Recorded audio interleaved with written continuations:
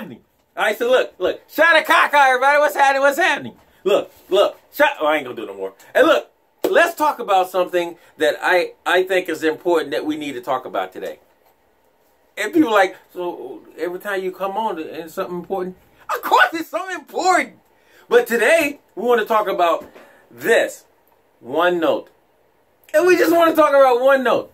All right, bass players, we actually have one job to do, and that's to lay bass.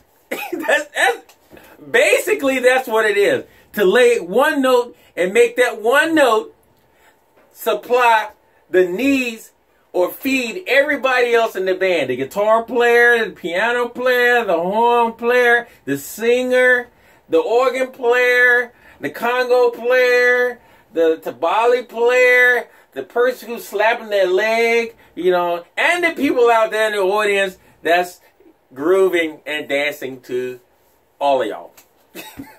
That's our job.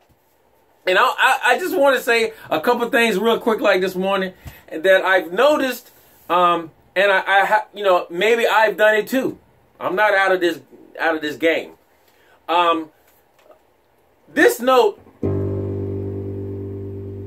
if it's played correctly, can satisfy everybody in the band. But when you step out of your office,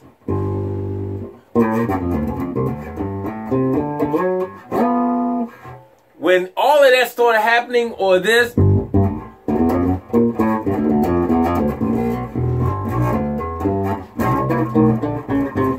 when all that started happening and you leave out of your office, you step into other folks' offices and it becomes crowded. When basically we only have this note to satisfy everybody in the band. I think a lot of times bass players forget, and because we're so knowledgeable, and now that we're frontmen, that we can actually do what a guitar player does, and what a piano player does, and what an organ player does. We can do all this stuff. If we were by ourselves,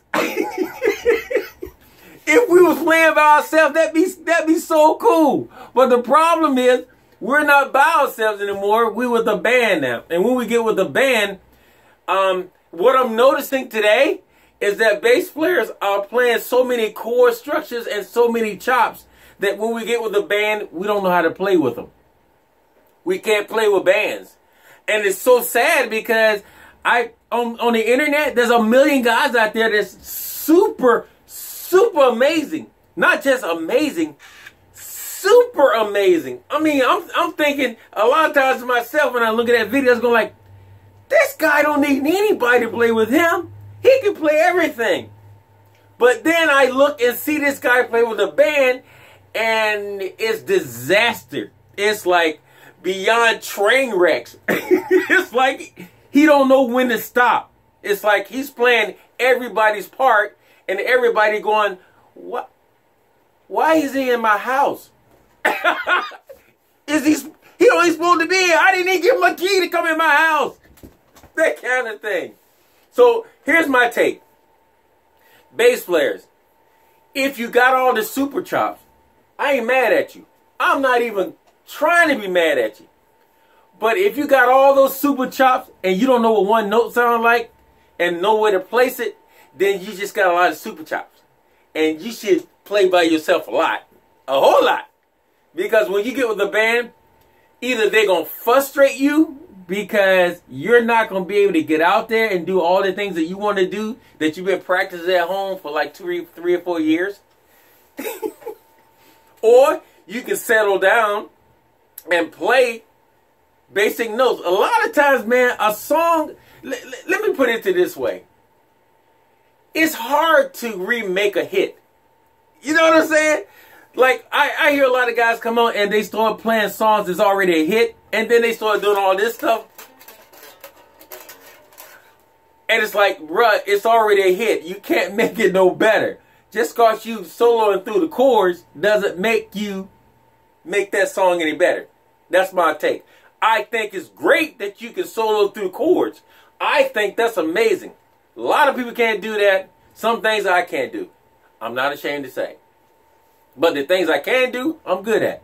All right. But one thing I know is that a bass note is supposed to supply a whole band.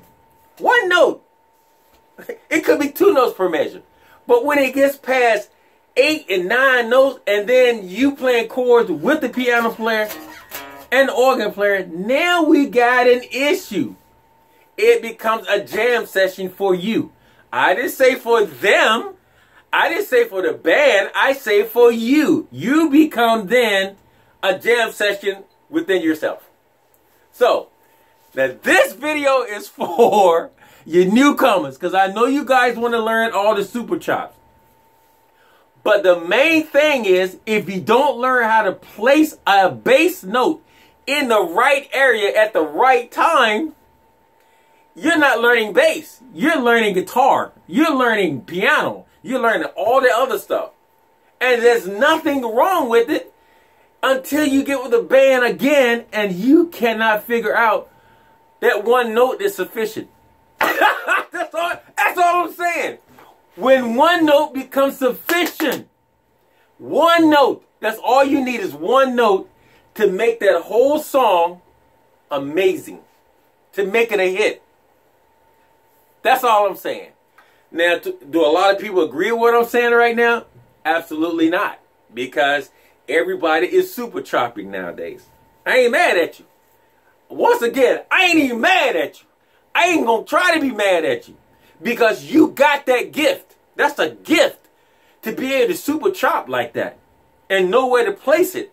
And know when to place it. Problem is, sometimes, like I said, it's too much and you're all in everybody else's office. When it gets to that point, you're not a bass player anymore. You're now becoming a guitar player, piano player, and everybody else.